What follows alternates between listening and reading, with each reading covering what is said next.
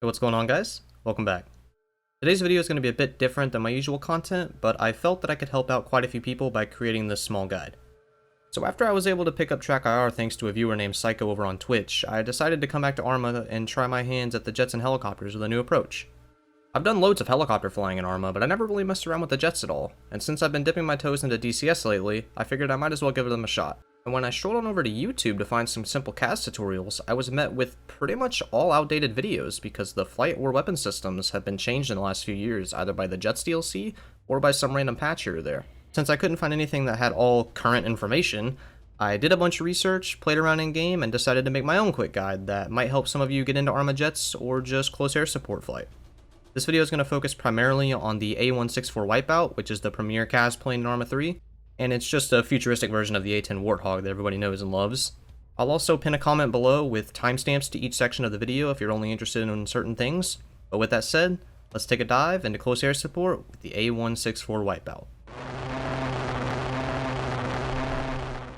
The Wipeout is fat.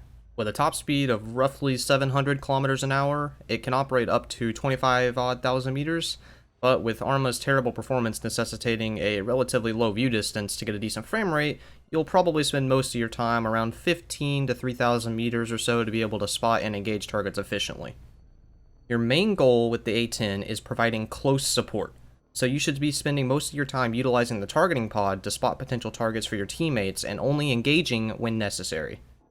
But when you do need to engage, this plane has plenty of firepower to take out anything your boys may run into. As we actually get into the plane, you'll notice that it really is just an A10 at heart with some new bells and whistles here or there, so I'll just be referring to it as the A10 from now on. Also, if you've ever flown in any sort of flight simulator like DCS or Microsoft Flight Simulator, you'll quickly realize how simple and easy ArmA's flight mechanics really are. Getting into the air is very simple. First, we'll taxi over to the runway. Hitting the throttle up button will start the engine and get us moving a little bit. Nowadays the throttle is analog, so as you hold the button to increase your thrust, you'll go from 0 to 100, and when you let go, it will stay at that same level. When taxiing, you want to make sure to stay below about 50 kilometers an hour in order to maintain rudder control and to not tilt the plane while turning. Once you've arrived on the runway, straighten up and make sure you're all set to go. To take off as quickly as possible and achieve maximum lift, you'll want to adjust your flaps downward to the first or second stage, it doesn't particularly matter. You can hold left control and scroll your mouse wheel up and down to adjust your flaps appropriately. Then, maximum throttle and use your rudders to maintain a straight line. Once you get above about 230 kilometers an hour, you can begin to slightly lift the nose of the plane, and you'll find yourself gradually lifting off the ground. Once you're up and sure that you're going to stay there, you can retract your gear by hitting G on your keyboard and bring your flaps back up level by holding left control and scrolling your mouse wheel all the way up until they're level. The most useful tool in the A10 is the targeting pod. By holding left control and right clicking, you'll enter a gimbal camera located on the underbelly of the plane. You can look around 360 degrees, zoom in and out, and use various view modes such as night and thermal vision to spot any and all targets on the map. You can also use the targeting pod in combination with the plane's laser marker to paint targets yourself for use with your lock-on missiles. When you find a target you want to focus on, you can use left control and T to lock the camera on that specific spot and paint a vehicle or specific target for your next gun run. Be careful when using this though, as your controls will transfer over to the targeting pod and you will not be able to control the aircraft without exiting the camera again. The A10 has dynamic pylons, meaning that mission makers can fill the plane with various different types of armaments. But for this video, we'll be focusing on the default loadout, which consists of 5 different weapon types.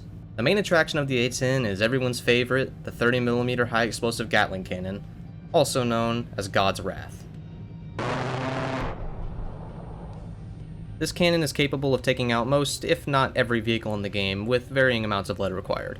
While the floating green crosshair is located within the large circle, the cannon will always hit directly where your center dot is placed. The cannon is best used in direct strikes, where you fire a few bursts directly at your target and then bank off to one side and regain altitude. You can always decrease your speed, lower your flaps a notch, or even deploy your air brakes briefly to give you more time to acquire and execute your targets. But be wary, as you'll be much easier a target to hit while traveling slower and lower. Next up are the Macer air-to-ground missiles. These missiles will one-hit any vehicle in the game, but require a laser lock-on in order to accurately hit targets. You mainly want to use these missiles for heavily armored targets that need to be taken out quickly since you only have 6. Macers work wonders in combination with your targeting pod. Paint a vehicle yourself, or have your friendlies on the ground laser designate a target. Then, when your plane is pointed towards the mark, hit R to reveal any targets in your sight. With the Macer equipped, you can then press T to begin locking onto the mark. When the outside box stops shrinking and you hear a rapid beeping tone, you can fire your missiles and begin evading. Macers are fire and forget, so once you have fully locked on and fired, you're free to maneuver however you need. Next, we have two separate pods of Shrieker rockets. One pod contains 7 high explosive rockets, which are great for taking out full infantry squads, destroying buildings, or light to medium armored vehicles. The other contains 7 armor-piercing rockets, capable of taking out medium to heavily armored vehicles, albeit usually requiring several or all of them to take out certain targets.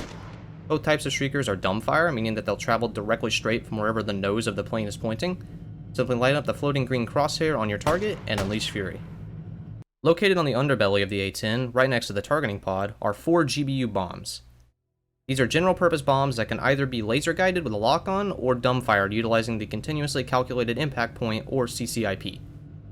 With a blast radius of 12 meters and enough penetration to go through pretty much any armor in the game, you can take out vehicles, platoons, buildings, or even an island if you need to. As stated, you can fire these kind of like the Macers by locking onto laser-painted targets, or you can use the CCIP, which is the white circle and line that you see on the HUD. Simply line up the circle at the bottom of this line with your designated impact zone, and it'll land roughly in that area a few seconds later.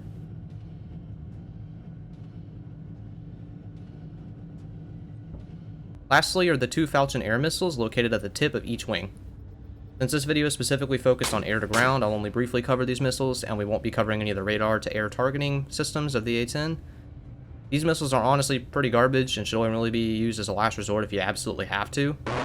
Falchions would only really be used for defense against another jet, and for any helicopters or pretty much any threat that you have, the 30mm cannon should be your main defense tool. If you're engaged by another aircraft, however, it is worth noting that you do also have 120 flares and chaff that you can deploy with the C key on your keyboard for protection against incoming missiles. When it comes time to land, your plane will most likely be much lighter without the weight of all your armaments, so you'll be traveling quite a bit faster than before. With this added speed, you'll need to give yourself plenty of time to slow down and lose altitude as you make your approach to a runway. Generally in ArmA, you have the ability to slow down pretty quickly by decreasing your throttle input, lowering your flaps to their full position, and even using the air brake with the X key if necessary. When landing, you'll want to start slowing down a few clicks before the runway. Try to maintain a safe altitude above any trees or buildings that may be in your way while also lowering your speed. When you get close to the airfield, your HUD will actually display a green outline of the runway in case you're landing in the dark or in a low visibility situation. Try to approach the runway at around the same speed as takeoff, so somewhere between 250 to 300 kilometers an hour will be fine. All that really matters is that you tilt the aircraft upward a few degrees and try to land on your back 2 landing gear wheels as gently as you can, while still maintaining a low enough speed to be able to stop before the end of the runway. Once you touch down, you can hold your throttle down button to decrease your speed, or even use your air brakes to slow down to a safe speed to begin taxiing to the refuel or rearming position. And that's it. Hopefully you now have a better understanding of how close air support with the A-10 works in ArmA 3. If you have any questions, feel free to post a comment and I'll do my best to get back to you. Also, if you enjoyed the guide and want me to make any more, just let me know what you'd like to see and I'll take a look. Other than that, happy flying, and I'll see you guys in the next video.